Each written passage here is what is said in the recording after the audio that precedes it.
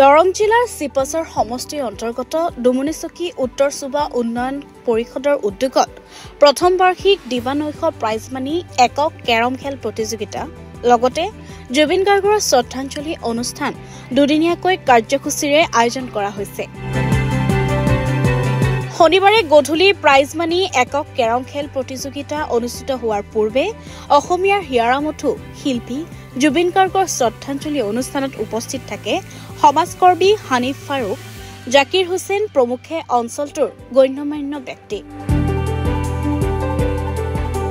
গধূলি শ্ৰদ্ধাঞ্জলি অনুষ্ঠানৰ পিছতে কেৰম খেল প্ৰতিযোগিতাৰ শুভ উদ্বোধন কৰে ভাৰতীয় জনতা পাৰ্টীৰ সংখ্যালঘু মৰ্চাৰ দৰং জিলাৰ সভাপতি আব্দুল কাছিমে।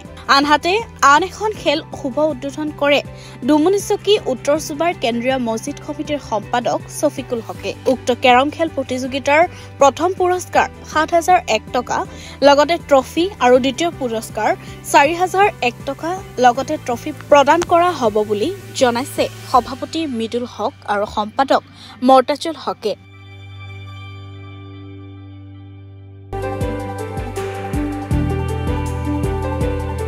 খেলখনত সকলো ৰাইজৰ সহায় সহযোগিতা কামনা কৰিছে খেল পৰিচালনা সমিতিয়ে। ডুমুনিচকী উত্তৰ চুবাৰ উন্নয়ন পৰিষদৰ যুৱকসকলে যিখন কেৰম খেলাৰ অনুষ্ঠিত কৰিছে বা প্ৰতিযোগিতাৰ আয়োজন কৰিছে তাত আহিলোঁ, খেল এখন উদ্বোধন কৰিলোঁ, ভাল লাগিল।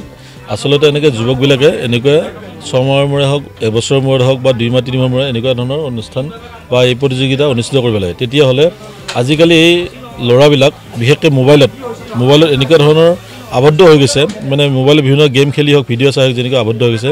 সেই সময়টোত এই ল'ৰাখিনিয়ে যিটো চিন্তা কৰি এই কম্পিটিশ্যনটোৰ বা প্ৰতিযোগিতাটো আয়োজন কৰিছে, এইটো ভাল কৰিছে। কাৰণ এনেকুৱা ধৰণৰ কম্পিটিশ্যনবিলাকে কেৰম খেলা কম্পিটিশ্যনে মানুহৰ ল'ৰাবিলাক স্মৃতিশক্তি বঢ়ায় আৰু বিভিন্ন মানে লগা মনৰ কথাবিলাক সেইবিলাক আঁতৰাই দিয়ে। বেয়া বুদ্ধিবিলাক যেনেকৈ ফান ড্ৰাগছ এইবিলাক যিবিলাক ল'ৰাবিলাক মানে হেৰি হৈ গৈছে, আকৃষ্ট হৈ গৈছে, সেইবিলাক ক্ষেত্ৰত আঁতৰি থাকিব পাৰি।